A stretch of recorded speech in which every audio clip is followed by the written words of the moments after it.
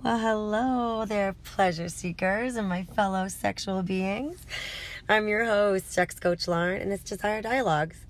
Welcome back to my regulars, and welcome so much to my new people. I'm really happy you stumbled upon this. Today, we are going to talk about cervical orgasms, unlocking the depths of pleasure. Oh my goodness. So, most people think orgasms are clitoral, G-spot, or maybe blended. But there's another often overlooked orgasmic pathway that really isn't talked about enough, and that's the cervical orgasm. This is like deep, full-bodied, right?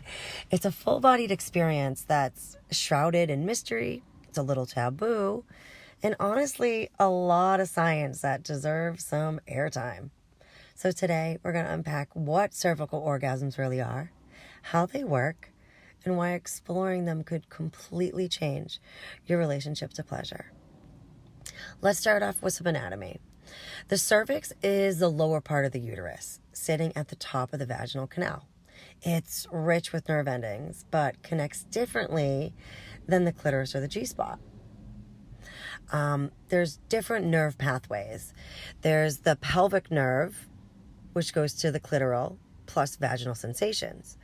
Then there's a hypogastric nerve that connects the cervix and the uterus to the spinal cord. Then you have the vagus nerve. This bypasses the spinal cord entirely and goes straight to the straight to the brain. So the vagus nerve bypasses the spinal cord entirely and goes straight to the brain. Just wanted to clear that up and fix that. This vagus nerve connection, it really explains why some women with spinal cord injuries can still experience orgasm through cervical or deep vaginal stimulation. And this was research from Rutgers University in 2005. I will have all of my resources and references listed down in the show notes. For any of my research geeks, I got you. So, what research is saying? A 2011 study found that cervical stimulation activates different brain regions than clitoral stimulation, suggesting unique orgasmic pathways. MRI scans showed increased activity in the anterior cingulate cortex and hypothalamus during cervical stimulation, areas linked to emotional processing and deep bonding. That's what those areas are. Very cool, right? My goodness. And then there was some survey data. In 2014, an online poll of over 2,500 women reported that about 20 to 25% have experienced a cervical orgasm at least once, but most said that it took trust, relaxation, and repeated practice. And then in contrast, nearly 80% said they didn't know the cervix could even produce orgasmic sensations until they read about it or experimented. So ding, ding, ding, let's go. No pressure, just kidding. Let me take a sip of coffee here. The thing is, you don't know what you don't know, right? So I really hope that today you'll be able to be a little more open-minded, and if you're curious, let's do it. Often described as wave-like, emotional, even spiritual. That is the experience of cervical orgasms. So when I first read that, I was like, damn, okay, I'm gonna get to researching with my own body. And then instead of like sharp, localized pleasure, like really focused, such as the clitoral orgasm, cervical orgasms feel deep. They diffuse and they're full-bodied, right? Intriguing, at least for me. I can't say how you feel, but I hope I sparks something for you. Many report that emotional release happens, crying, or a feeling of like absolute surrender afterward. And then some sexologists call it a gateway to altered states of consciousness. Oh, fucking yes, please. All right, so let's get into, like the mindset and safety first. The cervix is sensitive, okay? Pressure, not pounding. It's going to require trust with yourself or with a partner. Really important is to deep breathe Deep breathing and arousal are the key to softening the cervix. It actually lifts and opens when turned on. Let's talk techniques. Oh, my leg is falling asleep here. All right, so let's talk techniques. Some positions: missionary with legs raised, deep spooning, or using a toy angled upward.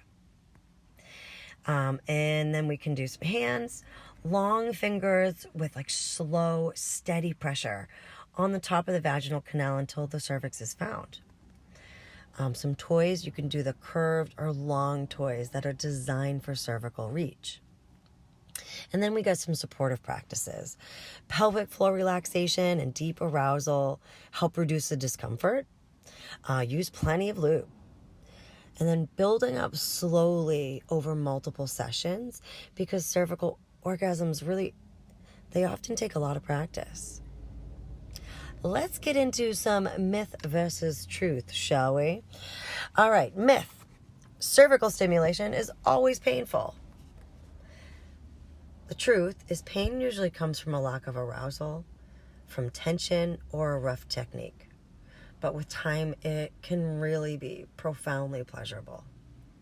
Myth. Only advanced or tantric people can experience cervical orgasms. The truth. With patience and exploration, many people can access them. Myth. It's the same as a G-spot orgasm. Truth. Studies show that the brain lights up differently, which means they are distinctively different experiences. Okay? Distinct experiences. They are not the same. So, in closing, we made it.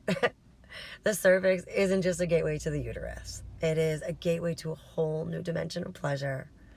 Cervical orgasms challenge what we think we know about sex, pushing us into a territory that's less about quick release, but more about surrender, depth, and emotional expansion. So whether you're curious to try or simply fascinated by how much we still don't know about women's pleasure, the cervix deserves a seat at the orgasm table. If this episode sparked curiosity, reach out. Let's talk about it. And as always, the references will be at the bottom for any stats and studies that I share with you. I appreciate you being here. If you like this episode, give me a little rate, just so I know if this was up your alley and something you wanted to learn. If you and a friend may have just been talking about this, that works too. Go ahead and share it over with them too. Especially, we all have that one friend, hopefully, right? Who's just lights up when it comes to new things and pleasure about their bodies. Until next time, my friends, your pleasure is worth it. And I'll be here to listen if you want to share. Feel free to DM me on Instagram. Check out my link tree with all of the ways to contact me, stay in touch, to learn more, and everything else. Until next time.